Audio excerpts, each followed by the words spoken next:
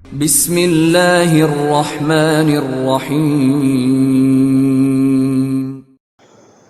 السلام عليكم ورحمة الله وبركاته.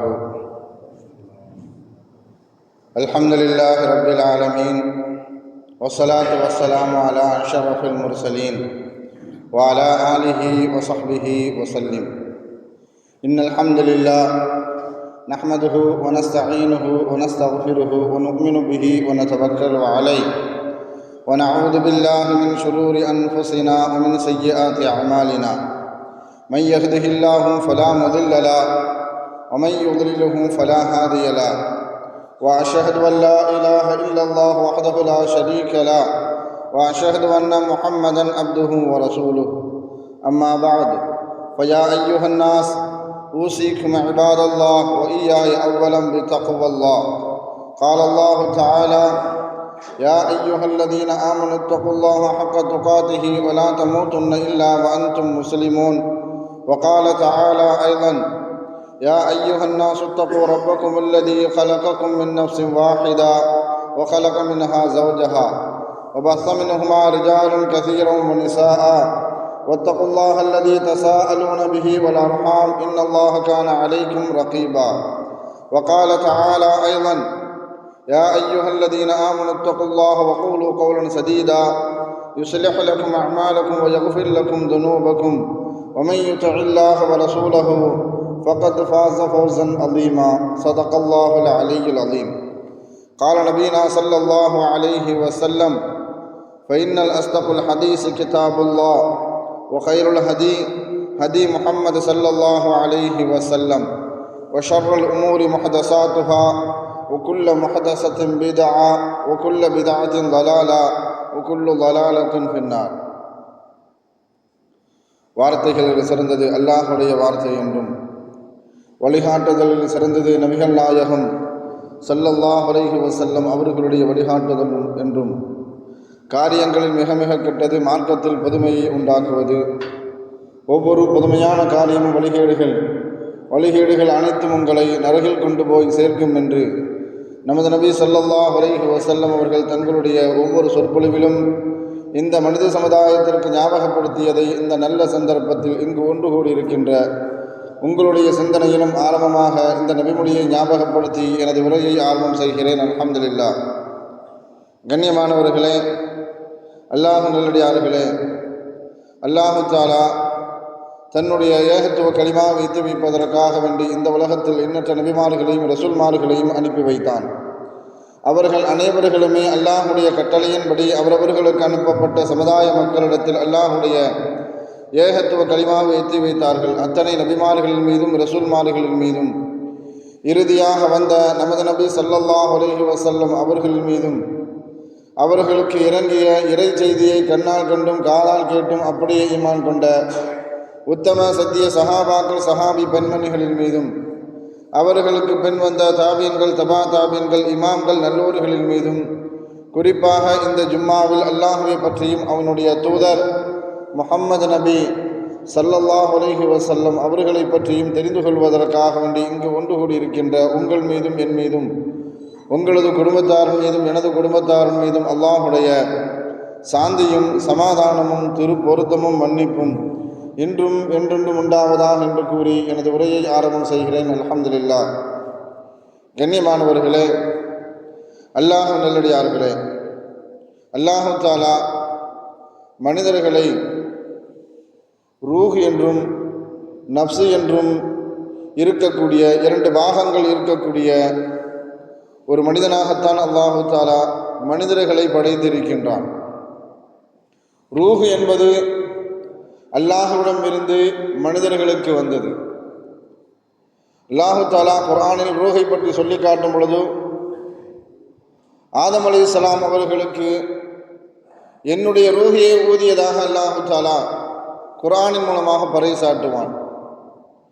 அப்படிப்பட்ட ரூஹ் எப்பொழுதுமே நன்மையை விரும்பும், உன்னதமானதை விரும்பும், உயர்வானதை விரும்பும், நல்லதை மாத்திரமே விரும்பும், அழகியதை மட்டுமே விரும்பும். இதற்கு மாறாக கெட்டதையோ அருவருப்பானதையோ அசிங்கமானதையோ தாழ்வானதையோ மட்டமானதையோ ரூஹு என்பது விரும்பாது. ஆனால் நப்சு என்பது எல்லா காலகட்டத்திலும் எப்பொழுதுமே மட்டமானதை, தாழ்வானதை, கெட்டதை, அருவருப்பானதை, அசிங்கமானதை மாத்திரமே நப்சு என்பது விரும்பும். நப்சுக்கு எப்பொழுதுமே கட்டுப்படுதலோ கட்டுப்பாடோ நப்சுக்கு பிடிக்கவே பிடிக்காது, அது விரும்பவும் செய்யாது. நப்சுக்கு எப்பொழுதுமே சுதந்திரமாக இருப்பதை மாத்திரமே நப்சு விரும்பும். ஆனால் அப்படிப்பட்ட நப்சை தன்னுடைய கட்டுப்பாட்டுக்குள் கொண்டு வந்து அடக்கி ஆளுவதற்கு பெயர்தான் தஸ்கியத்துன் நப்ஸ், பரிசுத்த தன்மை. நப்சை, உள்ளத்தை பரிசுத்தப்படுத்துவது என்பதாக முன்னோர்களும் வழிமாறுகளும் நாதாக்களும் மாத்திரமல்ல உலமாக்களும் இதைத்தான் நமக்கு கற்றுத் தருவார்கள். பொதுவாக மனிதர்களிடத்தில் இருக்கக்கூடிய நப்சினுடைய யதார்த்த குணம் எதுவென்றால் பாவத்தை மாத்திரமே அது ஏவிக்கொண்டே இருக்கும். அம்மாரத்தும் பிஸ்ஸு என்பதாக அல்லாஹ் குர்ஆனில் பதிவு செய்வான். அம்மாரத்து என்று சொன்னாலே அதிகப்படியான தீமைகளை எப்பொழுதுமே அதிகம் ஏவிக்கொண்டே இருக்கும், கட்டளையிட்டு கொண்டே இருக்கும் என்பதற்கு பெயர்தான் அம்மாரா என்பதாக அல்லாஹ் குர்ஆனில் சொல்லி காட்டுவான். அல்லாஹுவால் அங்கீகரிக்கப்பட்ட மார்க்கம் இந்த இஸ்லாம் மார்க்கம்.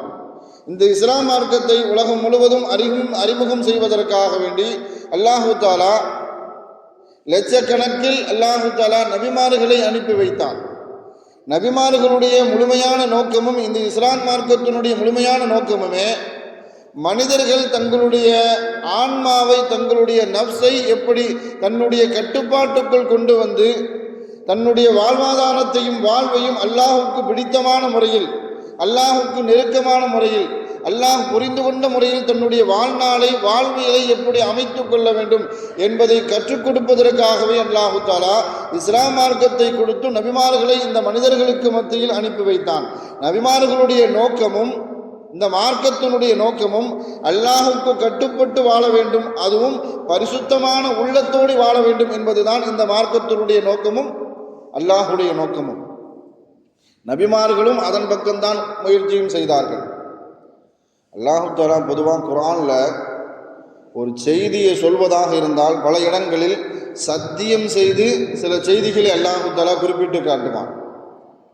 அப்படி சத்தியம் செய்து சொன்ன விஷயங்களில், செய்திகளில் 91வது அத்தியாயத்தினுடைய ஆரம்பத்திலிருந்து அல்லாஹு தஆலா கிட்டத்தட்ட ஒரு 12 சத்தியங்களை செய்து இந்த பரிசுத்த உள்ளத்தினுடைய தன்மையை பற்றி மனிதர்களுக்கு விளக்குவதற்காகவும் அல்லாஹு தஆலா ஒரு 12 சத்தியங்களை செய்வான். வஷம்சி வதுஹாஹா, சூரியனின் மீது சத்தியமாக, அந்த சூரியனின் பிரகாசத்தின் மீது சத்தியமாக. வல் கமரி இதா தலாஹா, அதன் பின்பு உதயமாகக்கூடிய சந்திரன் மீது சத்தியமாக. வஷம்சி வதுஹாஹா வல் கமரி இதா தலாஹா வன்னஹாரி இதா ஜல்லாஹா, பகலின் பிரகாசத்தின் மீது சத்தியமாக. வல்லைலி இதா யக்ஷாஹா, பகலை மூடி மறைக்கக்கூடிய இரவின் மீது சத்தியமாக. வஸ்ஸமாஇ வமா பனாஹா, வானத்தின் மீது சத்தியமாக, அந்த வானத்தை உருவாக்கியவன் மீது சத்தியமாக. வல் அர்லி வமா தஹாஹா, பூமியின் மீது சத்தியமாக, அந்த பூமியை விரித்தவனின் மீது சத்தியமாக.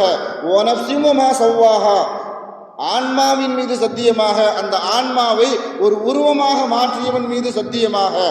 ஃபஅல்ஹமஹா ஃபுஜூரஹா வ தக்வாஹா, அந்த உருவமாக மாற்றிய அந்த மனிதர்களுக்கு நல்லது எது கெட்டது என்று அறிவித்து தந்தவன் மீது சத்தியமாக என்று அல்லாஹு தஆலா 12 சத்தியங்களை செய்துவிட்டு 13வதாக அல்லாஹு தஆலா இந்த உள்ளத்தினுடைய பரிசுத்த தன்மையை பற்றி அல்லாஹு தஆலா விளக்கி சொல்வான். கத் அஃப்லஹ மன் ஸக்காஹா, யார் பாவத்திலிருந்து தன்னை தற்காத்து கொண்டார்களோ அவர்கள் அனைவர்களுமே வெற்றியாளர்கள்.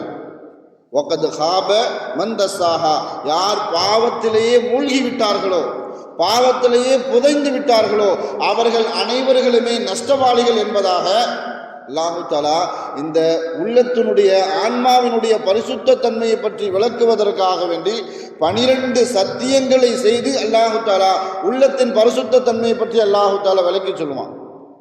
அல்லாஹு தஆலா 12 சத்தியங்களை செய்து உள்ள தூய்மையை பற்றி அல்லாஹ் பேசுறான்னு சொன்னா, அந்த நஃப்ஸினுடைய தூய்மை ஒவ்வொரு மனிதர்களுக்கும் எவ்வளவு முக்கியத்துவம் என்பதை நாம் விளங்கிக் கொள்ள வேண்டும். நான் உலகத்துக்கு வந்த நபிமார்களும் சரி, நல்லவர்களும் சரி, சாலிகீன்களும் சஹாபாக்களும் இந்த உள்ள தூய்மையை தங்களுக்குள் அந்த அடிப்பணிவதற்காக வேண்டிய முயற்சி செய்தார்கள். அல்லாஹு தஆலா குர்ஆனில் இரண்டாவதாக சொல்லக்கூடிய நஃப்ஸ் லவ்வாமா என்று சொல்லக்கூடிய ஒரு நஃப்ஸ், அந்நஃப்ஸில் லவ்வாமா. அந்த நஃப்ஸினுடைய மிகப்பெரிய நோக்கமே மனிதர்களை பாவம் செய்ய விடாமல் தடுத்து கொண்டே இருக்கும், மாத்திரமல்ல நன்மையின் பக்கம் ஏவிக்கொண்டே இருக்கும். அம்மாராவுக்கு அப்படி நேர்மறையான அந்த நஃப்ஸ். அம்மாரா எப்பொழுதுமே மனிதர்களை பாவத்தின் பக்கம் இழுத்து கொண்டே செல்லும், பாவத்தை ஏவிக்கொண்டே இருக்கும். ஆனால் லவ்வாமா என்பது மனிதர்களை பாவத்திலிருந்து தடுக்கிறது மாத்திரமல்ல, நன்மையான காரியங்களை ஏவிக்கொண்டே இருக்கும். இன்னைக்கு ஏன் நீ தொழுகலை அப்படின்னு கேள்வி கேட்கும். ஏன் குறைவாக தொழுதாய், ஏன் இந்த நன்மையை குறைவாக செய்தாய், அதிகப்படியான பாவம் செய்தால் ஏன் இந்த பாவத்தை செய்தாய் என்பதாக நமக்குள்ளேயே உட்கார்ந்துட்டு கேள்வி கேட்டுக்கொண்டே இருக்கும். அதைத்தான் அல்லாஹ் தஆலா குர்ஆனில் சொல்லி காட்டுவான். 75வது அத்தியாயத்தினுடைய ஆரம்பத்தில் லா உக்ஸிமு பியௌமில் கியாமா, மறுமையின் நாளின் மீது சத்தியமாக, வலா உக்ஸிமு பின் நஃப்ஸில் லவ்வாமா, மனிதர்கள் பாவம் செய்யும் பொழுது அவர்களை கேள்வி கேட்குமே அந்த ஆத்மாவின் மீது, அந்த நஃப்ஸின் மீது சத்தியமாக என்பதாக அல்லாஹு தஆலா பின் நஃப்ஸில் லவ்வாமா என்று சொல்லக்கூடிய அந்த நஃப்ஸை பற்றியும் குர்ஆனில் பறைசாட்டி கூறி காட்டுவான். மூன்றாவதாக அல்லாஹ் சொல்லக்கூடிய ஒரு நஃப்ஸ் தான் நஃப்ஸுல் முத்மஇன்னா. இந்த நஃப்ஸு நல்லவர்களுக்கும் நபிமார்களுக்கும் சாலிகீன்களும் சஹாபாக்களும் இந்த நஃப்ஸு எனக்கு கிடைக்க வேண்டும் என்று போராடி பெற்றுக்கொண்டார்கள். அல்லாஹு தஆலா அந்த முத்மஇன்னா என்று சொல்லக்கூடிய அந்த நஃப்ஸு இருக்கின்ற நிலையில் அல்லாஹு தஆலா நம் அனைவருக்கும் மௌத்தை தருவானாக. ஆமீன் சொல்லுங்களேன். ஏன்னு சொன்னா இந்த முத்மஇன்னா என்ற இந்த நஃப்ஸு, இந்த முத்மஇன்னா என்ற அந்த உள்ளம் கிடைப்பதற்காக வேண்டிதான் குர்ஆனும் ஹதீஸும் நமக்கு எப்படிப்பட்ட ஒரு வாழ்வியலை கற்றுத்தருகிறது என்றால், நாம் வாழும் பொழுது பின் நஃப்ஸில் லவ்வாமா என்று சொல்லக்கூடிய அந்த நஃப்ஸு உடையவர்களாக வாழ்ந்து மரணிக்கக்கூடிய தருவாயில் மலக்குமார்கள் நம்மிடத்தில் வந்து நிற்கும் பொழுது, ஓ அமைதி பெற்ற ஆத்மாவே, நீ அவனிடம் இருந்து நிம்மதி பெற்ற நிலையில் நீ வெளியே வா என்று எந்த மலக்குமார்கள் நம்மை உயிரெடுக்குவதற்காக வேண்டி, நம்மை ரூகை பறிப்பதற்காக வேண்டி வரக்கூடிய மலக்குமார்கள் அப்படி சொல்லி அழைக்கக்கூடிய ஆத்மாதான் முத்மஇன்னா. சஹாபாக்கள் இந்த உள்ளத்தை அடைவதற்காக வேண்டிதான் நிறைய போராடினார்கள். சஹாபாக்கள் ஒரு கூட்டமாக சேர்ந்து ஒரு இடத்துல பேசிக்கிட்டாங்க. ஸல்லல்லாஹு அலைஹி வஸல்லம் அவர்கள் மார்க்க விஷயங்களை பற்றி நமக்கு எவ்வளவோ அறிவித்து தருகிறார்கள். ஆனால் வீட்டுக்கு போனவன்னு நமக்கு என்ன செஞ்சிருது, அது அப்படி மாற்றமாக நாம் நடந்து கொண்டு இருக்கிறோம். அதனால் நமக்கு எதுவெல்லாம் தடையாக இருக்கின்றதோ அது அனைத்தையும் நாம் ஹராமாக ஆக்கிவிடலாம். மார்க்கத்தை அறிந்து கொள்ளக்கூடிய விஷயத்திலும், அல்லாஹ்வுக்கு பணிந்து நடக்கக்கூடிய விஷயத்திலும், நபிக்கு கட்டுப்பட்டு நடக்கக்கூடிய விஷயத்திலும் எதுவெல்லாம் நமக்கு தடையாக இருக்கின்றதோ அனைத்தையும் நம் வாழ்வில் இருந்து அதை நாம் ஹராமாக்கி விடலாம் என்பதாக சில சஹாபாக்கள் பேசிக்கிட்டாங்க. அதில் ஒரு சஹாபி சொன்னாங்க, நான் வாழ்நாளில் இருந்த மாமிசமே சாப்பிட மாட்டேன், இறைச்சியை எடுத்துக்கொள்ள மாட்டேன் என்பதாக ஒரு சஹாபி சத்தியம் செய்கிறாங்க. என் மாமிசம் சாப்பிடுவதன் மூலமாகத்தான் எனக்கு இச்சை ஏற்படுகிறது, அதுவே என்னுடைய அமலுக்கும் என்னுடைய வணக்கத்திற்கும் தடையாக இருக்கிறது, அதனால் நான் மாமிசம் சாப்பிட மாட்டேன் என்பதாக ஒரு சஹாபி. இன்னொரு சஹாபி சொல்றாங்க, எனக்கு அதிகப்படியான தூக்கம் வருவதன் காரணத்தினால் நான் இனிமே இரவுல தூங்கவே மாட்டேன் அப்படின்னு ஒரு சஹாபி என்ன செய்யறாங்க, சத்தியம் செய்யறாங்க. இன்னொரு சஹாபி, நான் இனிமே என் மனைவியுடன் உடலுறவு கொள்ளவே மாட்டேன் என்பதாக சத்தியம் செய்யறாங்க.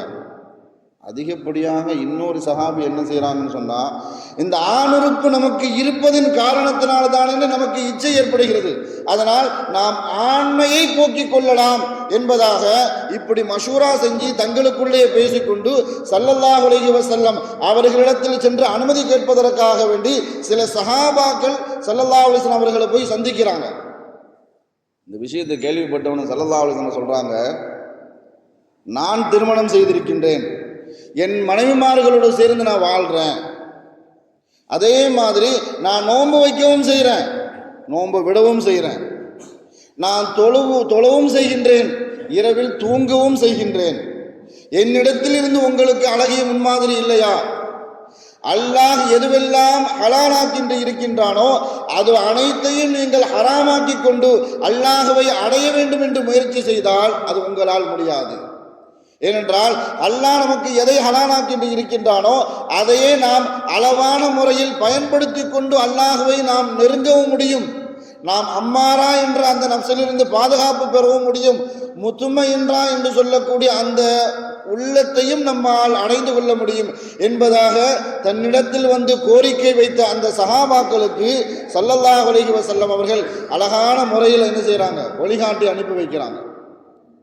இமாம் ஹசன் பஸ்ரி ரஹ்மத்துல்லாஹி அலைஹி அவர்கள் ஒரு மனிதரை கடந்து செல்கிறாங்க. கடந்து போகக்கூடிய நேரத்தில் அந்த மனிதருக்கு ஒரு 60 வயசு இருக்கும்.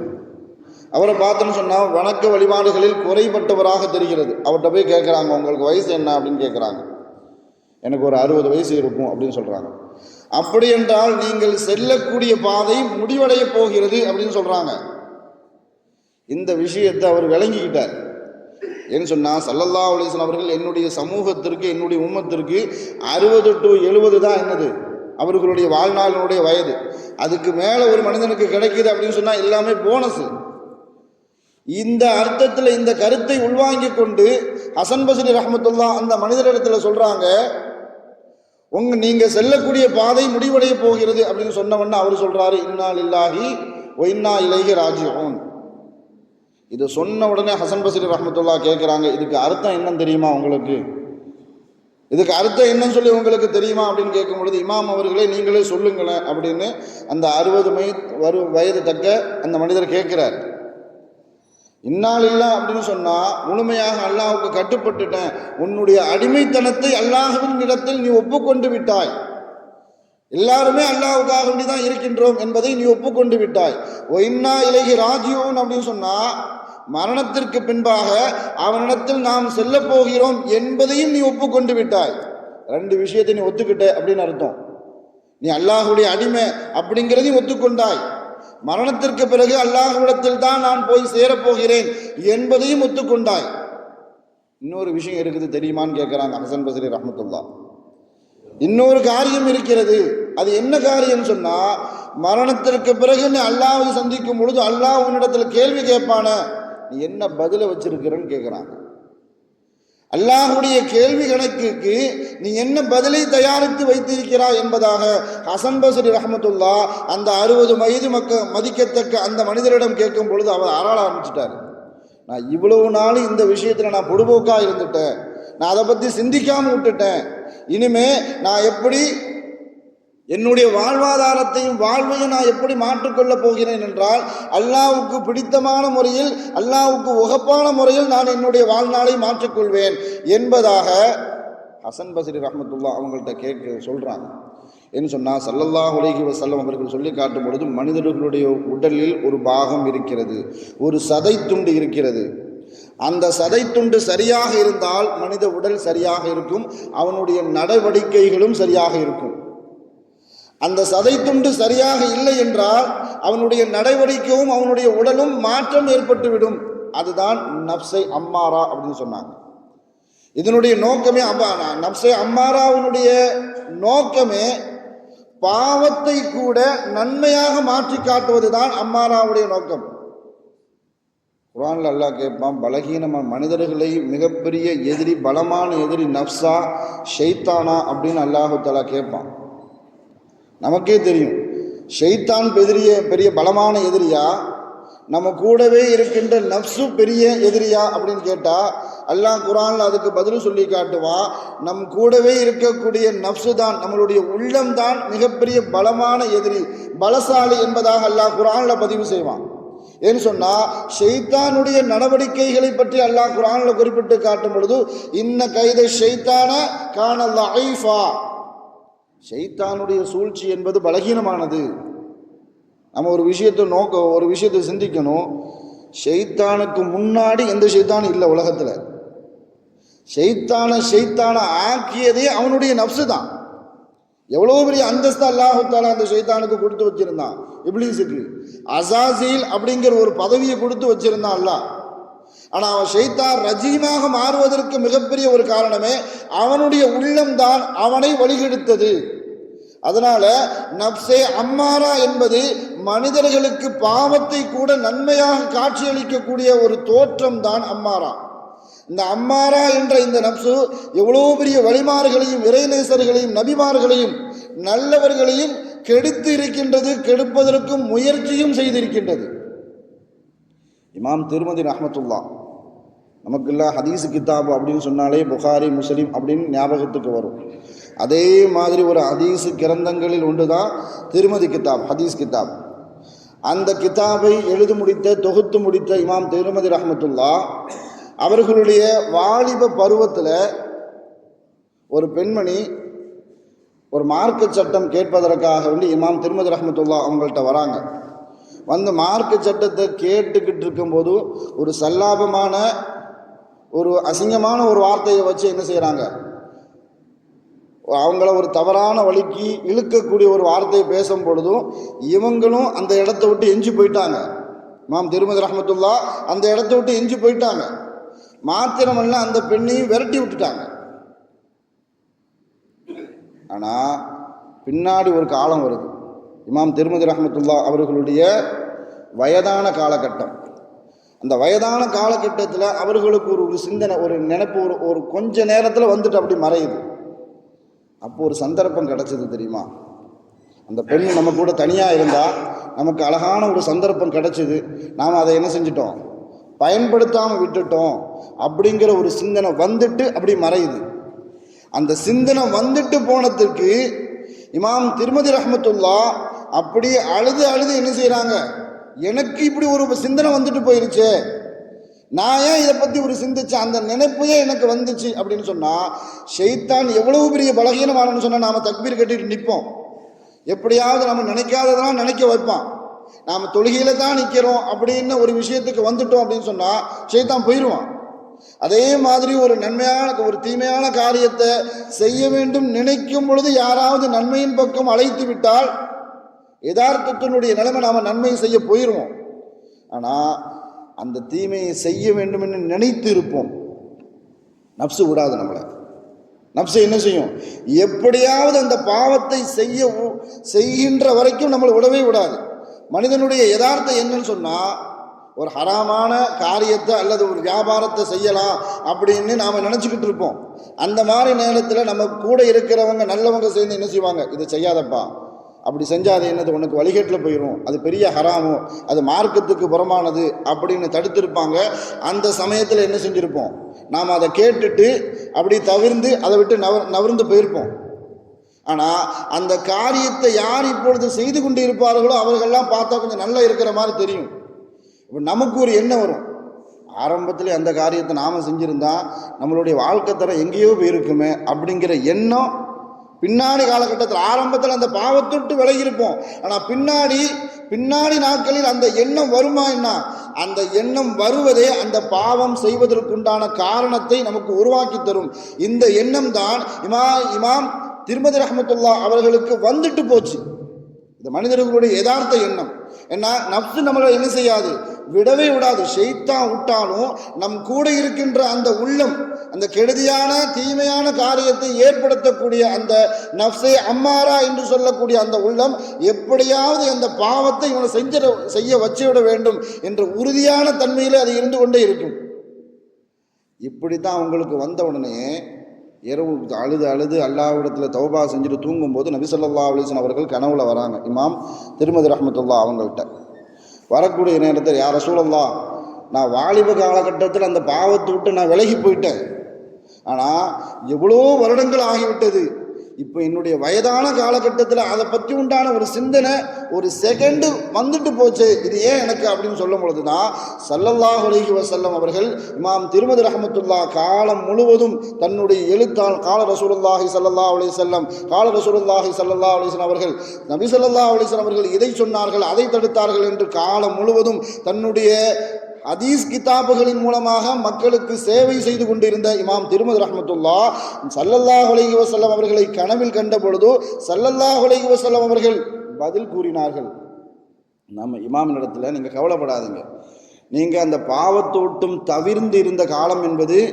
எனக்கும் உங்களுக்கும் மத்தியில் குறுகிய காலம். அதாவது என் காலத்துக்கு அருகாமையில் நீங்கள் அந்த பாவத்தோட்டு என்ன செஞ்சீங்க, தவிர்ந்து இருந்தீர்கள். அது உங்களுடைய வாலிப வயசு. ஆனால் இப்போ அந்த பாவத்தை செஞ்சிருக்கலாமே அப்படிங்கிற எண்ணம் வந்தது உங்களுடைய வயதான காலகட்டத்தில்.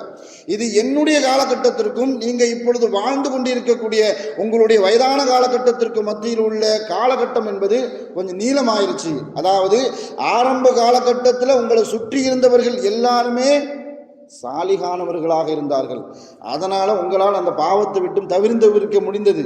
ஆனால் இப்போ உள்ள காலகட்டம் எப்படிப்பட்ட காலகட்டம்னு சொன்னால், உங்களிடத்தில் வாழக்கூடிய மனிதர்கள் உள்ளம் கெட்டவர்களாக இருக்கிறார்கள். அதன் காரணத்தினாலேயே உங்களுக்கு அந்த பாவத்தை செஞ்சிருக்கலாமே அப்படிங்கிற எண்ணம் தோன்றி இருக்கிறது என்பதாக முஹம்மது ஸல்லல்லாஹு அலைஹி வஸல்லம் அவர்கள் இமாம் திர்மிதி ரஹ்மத்துல்லாஹ் அவர்களுடைய கனவுல பதில் கூறினார்கள்.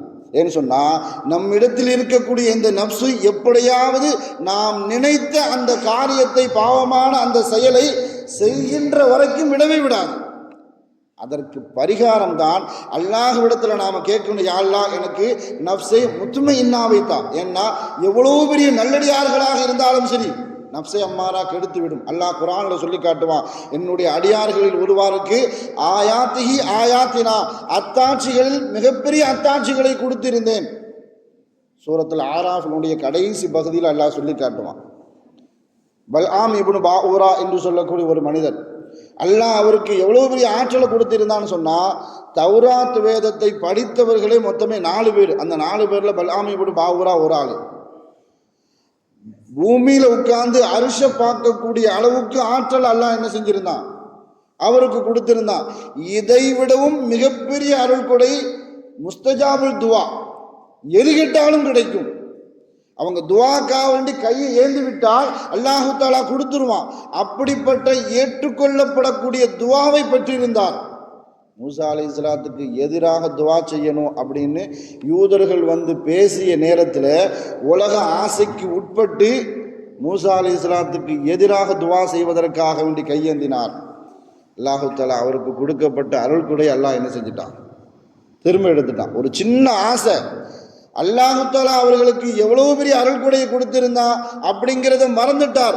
உலக ஆசைக்காக வேண்டி கொஞ்ச நேரம் நப்சை அம்மாராவை பின்பற்றுவதற்காக வேண்டி நினைத்தார். அல்லாஹ் அப்படிதான் சொல்லுவான், ஷைத்தானை பின்பற்றிட்டார். ஷைத்தான் ஏற்கனவே என்ன செஞ்சுட்டு இருக்கான், நப்சை அம்மாராவை பின்பற்றக்கூடியவன் ஷைத்தான். அவனை பின்பற்றக்கூடியவராக இவர் ஆகிவிட்டார் என்பதாகத்தான் அல்லாஹு தஆலா குர்ஆன்ல பதிவு செய்வான். என்ன சொன்னா, எவ்வளவு பெரிய ஆளாக இருந்தாலும் சரி, கொஞ்ச நேரம் ஊசலாட்டம் வந்துட்டு போயிடுச்சுன்னு சொன்னால் அதில் ஆள்படுத்தாத வரைக்கும் அது விடவே விடாது. பகதாதில் அபு அப்துல்லா உந்துலூசி என்று சொல்லக்கூடிய மிகப்பெரிய ஒரு ஷேக், இவங்களுக்கு மாணவராக சீடராக இருந்தவர் யாருன்னு சொன்னால் ஷிபிலி ரஹ்மத்துல்லா, ஜுனைதுல் பகதாதி ரஹ்மத்துல்லா போன்றவர்கள்லாம் என்ன செய்கிறாங்க, இவர்களுக்கு மாணவர்களாக இருந்தவர்கள். இவங்களுக்கு கிட்டத்தட்ட உலகம் முழுவதும் 12,000 முரீதுகள் இருக்கிறாங்க. 30,000 ஹதீஸ் மனப்பாடம் செஞ்சுருந்தாங்க. குர்ஆன் முழுவதும் மனப்பாடம். அதை 7 ராகத்தில் ஓதக்கூடிய அளவுக்கு அல்லாஹு தஆலா சபா கிராத்துன்னு சொல்லுவாங்க. நாம் ஓதுறது உலகத்திலேயே ஒரு சில பேர் தான் அப்படி இருக்கிறாங்க. அப்படிப்பட்ட ஒரு ஆற்றலை, குர்ஆனை 7 விதமாக ஓதக்கூடிய ஆற்றலை அல்லாஹு தஆலா அவருக்கு கொடுத்திருந்தான். எங்கே போனாலும் அவர்களுக்கு கண்ணியம். அப்படி போக சமயத்தில் கிறிஸ்தவர்கள் வாழக்கூடிய ஒரு பகுதியில் என்ன செய்கிறாங்க, இஸ்லாத்தினுடைய தாவாக்காண்டி போகிறாங்க. ஒரு தொழுகையினுடைய வக்து வருகிறது, ஒழுவு செய்வதற்காக வேண்டி போகிறாங்க. ஒழுவு செஞ்சுட்டு தொழுதுட்டு அந்த இடத்த விட்டு கடந்து செல்லலாம் அப்படின்னு நினைக்கும் போது, நான் இங்கே இருந்துக்கிறேன், நீங்கள் எல்லாரும் போங்க அப்படின்னு சொல்லிட்டாங்க. நான் இங்கேயே இருந்துக்கிறேன், அந்த ஷேக் அபு அப்துல்லா உந்துலுசி, நான் இந்த பகுதியிலே இருந்துக்கிறேன், நீங்கள் போயிட்டு கொஞ்ச நாள் கழிச்சு வாங்க அப்படின்னு என்ன செஞ்சுட்டாங்க, தன் கூட வந்தவங்க எல்லாத்தையுமே அனுப்பி வச்சுட்டாங்க. இமாம் ஷிபிலி ரஹ்மத்துல்லா அவங்க மாத்திரம் ஒரு சில வருடங்களுக்கு பிறகு தன்னுடைய ஷேகை போய் சந்திக்கலாம், தன்னுடைய உஸ்தாதை போய் சந்திக்கலாம் அப்படின்னு போகக்கூடிய நேரத்தில் அவங்க பார்த்த காட்சி அவர்களை அப்படி அதிர்ச்சிக்கு உள்ளாக்கிட்டு. அபு அப்துல்லா உந்துலுசி எப்படிப்பட்ட நிலையில் இருந்தார் அப்படின்னு சொன்னால், 30,000 ஹதீஸுகளை மனப்பாடம் செய்தவர். உலகம் முழுவதும் இவர்களை பின்பற்றி நடக்கக்கூடிய அளவுக்கு ஆட்கள் இருந்தாங்க. நம்ம பாஷையில் சொல்ல போகிறதா உலகம் முழுவதும் இவருக்கு ஆசிரமம் இருந்துச்சு, ஹாங்காக்கள் இருந்துச்சு. இவங்க எங்கே போனாலும் கண்ணியம் கிடைத்தது. இப்படிப்பட்ட அப்துல்லா உந்துலுசி எப்படி மாறிட்டாருன்னு சொன்னால், கையில் ஒரு குச்சை வச்சுட்டு தலையில் கிறிஸ்தவர்கள் அணியக்கூடிய தொப்பி அணிந்து கொண்டு பன்றிகளை மேய்த்து கொண்டு இருந்தார். அந்த காட்சியை பார்த்துட்டு இமாம் ஷிபிலி ரஹ்மத்துல்லா அவர்களுக்கு அப்படி ஒரு ஆச்சரியம், அப்படி அதிர்ச்சியில் இருந்தாங்க. ஏன் இப்படி மாறிட்டீங்க, உங்களுக்கு எதனால் இந்த மாற்றம் ஏற்பட்டது அப்படின்னு கேட்கும் பொழுது, நான் ஒழுவு செய்வதற்காக வேண்டி போனேன். அங்கே ஒரு பெண்ணை பார்த்தேன், அவரை திருமணம் முடித்து கொள்ளலாம் என்று நினைக்கும் பொழுது அந்த பெண்ணு சொன்னால், எங்கள் வாப்பட்ட வந்து பேசு, என் தந்தையிட்ட வந்து பேசுங்க, திருமணம் முடித்து தருவார்கள் அப்படின்னு சொன்ன உடனே அவருடைய அந்த பெண்ணினுடைய தந்தை அந்த ஊரினுடைய தலைவர், அவர் எனக்கு ஒரே ஒரு கண்டிஷன் தான் போட்டார். நீ கிறிஸ்தவ மதத்துக்கு மாறிடு, என் பொண்ணை என்ன செஞ்சிட்றேன், உனக்கு திருமணம் முடிச்சு தந்துடுறேன் அப்படின்னு சொன்னதுனால, திருமணத்திற்காக வேண்டி தன்னுடைய மார்க்கத்தை அடமான வைத்தது மாத்திரமல்ல, மதம் மாறிவிட்டார் மாத்திரமல்ல, அப்படி என்ன செஞ்சிட்டார், நரகத்திற்கு சொந்தக்காரராக மாறிவிட்டார். அல்லாஹ் பாதுகாக்கணும். பின்னாடி இஸ்லாத்தை ஏற்று வந்துட்டார். ஆனால் அவருக்கு கொடுக்கப்பட்ட அந்த ஆற்றல், 30,000 ஹதீஸு, குர்ஆன் முழுவதும் மனப்பாடம், உலகம் முழுவதும் கிட்டத்தட்ட அவரை பின்பற்றி நடக்கக்கூடிய அளவுக்கு மிகப்பெரிய ஒரு ஷேഖ് இமாம் ஷிபிலி ரஹ்மத்துல்லா கேட்குறாங்க, குர்ஆன் முழுவதும் மனப்பாடம் செஞ்சு வச்சுருந்தீங்களே, உங்களுக்கு ஏதாவது அதிலிருந்து மனப்பாடமாக இருக்குதா அப்படின்னு கேட்கும் பொழுது, எனக்கு ஒரே ஒரு வசனம் மாத்திரம் எனக்கு மனப்பாடமாக இருக்குன்னு சொல்கிறாங்க. அந்த ஷேഖ் சொன்னது, எனக்கு ஒரே ஒரு வசனம் மாத்திரம் எனக்கு இப்பொழுது மனனத்தில் இருக்கிறது. ஒமையுகுனில்லாஹு ஃபமாலஹு மின் முக்ரிம், அல்லாஹ் யாரை இழிவுபடுத்தி விட்டானோ அவனை யாராலும் கண்ணியப்படுத்தவே முடியாது அப்படிங்கிற வசனம் மாத்திரமே எனக்கு மனப்பாடமாக இருக்கிறது. 30,000 ஹதீஸுகளை நீங்கள் மனப்பாடம் பண்ணி வச்சுருந்தீங்களே, ஒரு ஹதீஸாவது உங்களுக்கு மனப்பாடமாக இருக்குதா அப்படின்னு கேட்கும் பொழுது, எனக்கு ஒரே ஒரு ஹதீஸ் மாத்திரம் எனக்கு என்னது மனப்பாடமாக இருக்கிறது. மம் பதல தீனஹு ஃபக்துலூஹு அப்படிங்கிற ஹதீஸ் மாத்திரம் எனக்கு மனப்பாடமாக இருக்குது.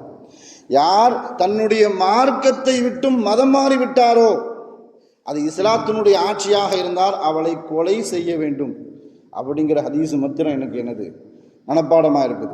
ஏன்னு சொன்னால், எவ்வளோ பெரிய வழியாக இருந்தாலும் சரி, நப்சே அம்மாரா நமக்கு தீமையை கூட நன்மையாக காட்டிக்கொண்டே இருக்கும். அதனுடைய யதார்த்த குணமே அதுதான். ஏன்னு சொன்னால், அல்லாஹ் குர்ஆன்ல பின் நப்சில் லவ்வாமா, அது உங்களை நன்மையின் பக்கம் அழைத்து கொண்டே இருக்கும். ஆனால் அம்மாரா அப்படி அல்ல. உங்களிடத்தில் இருக்கக்கூடிய அந்த அம்மாரா அம்மாரத்தும் பிஸ்ஸூ, அது தீமைகளை மாத்திரமே உங்களுக்கு ஏவிக்கொண்டே இருக்கும்.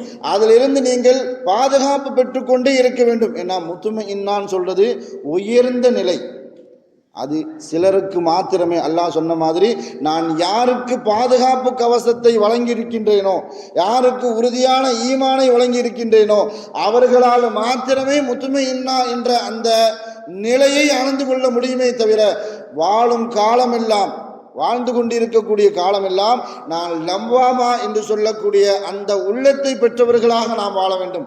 நாம் பாவம் செய்கிறோன்னு சொன்னால் அந்த பாவம் நம்மளுடைய உள்ளத்தை உறுத்தணும்.